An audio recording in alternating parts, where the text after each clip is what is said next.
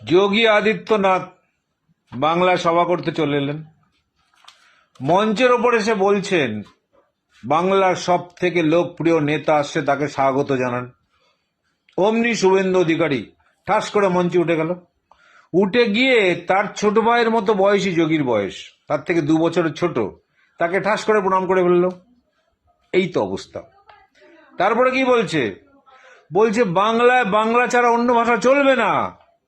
আরে ভাই, বাংলার কলকাতা দখল করে আছে উত্তরপ্রদেশ আর মধ্যপ্রদেশের লোক, বিহারের লোক। তাদেরকে তুমি সরিয়ে নিয়ে যাও না। তাদেরকে বলো না যে বাংলায় তোমার থাকা যাবে না, তোমরা তোমাদের দেশে যাও, তোমাদের রাজ্যে যাও। বলো না তাদেরকে। হিম্মত আছে বলার? হিম্মত নেই। আরো কি বলছে? বাংলায় মহিলাদের সম্মান যেভাবে নষ্ট হচ্ছে। এই লোকটাকে আমার ইচ্ছে হচ্ছিল একটা জুতোর মালা দিয়ে গলায় পরিয়ে আসা।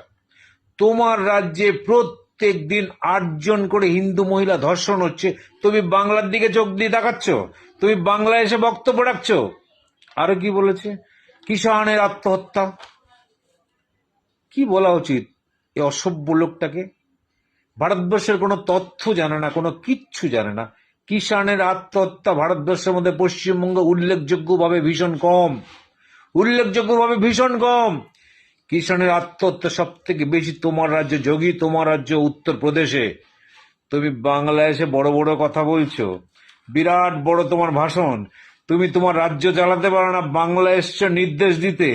তোমাকে ধিক্কার জানাই, ধিক্কার। তোমাকে হাতের পাছে আমি পেলে তোমাকে জুতোর মালা পরাতাম।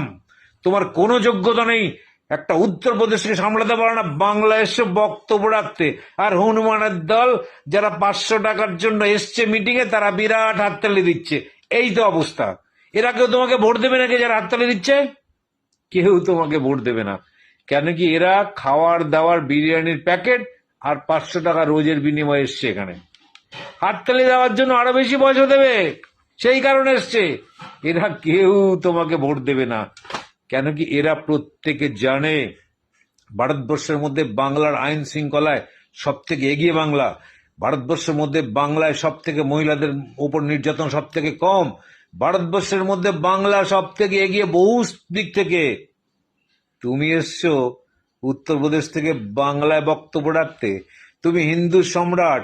তুমি ভারতবর্ষ আজকে সারা বিশ্বের যে গোমাংস রপ্তানি করছে তার মধ্যে দ্বিতীয় ছিল 2025 সালে। এবছর সেটা প্রথম হচ্ছে। এবং সারা ভারতবর্ষ থেকে যত গোমাংস রপ্তানি হচ্ছে, তোমার একা রাজ্য থেকে তার 40% গোমাংস রপ্তানি হয় তোমার উত্তরপ্রদেশ থেকে।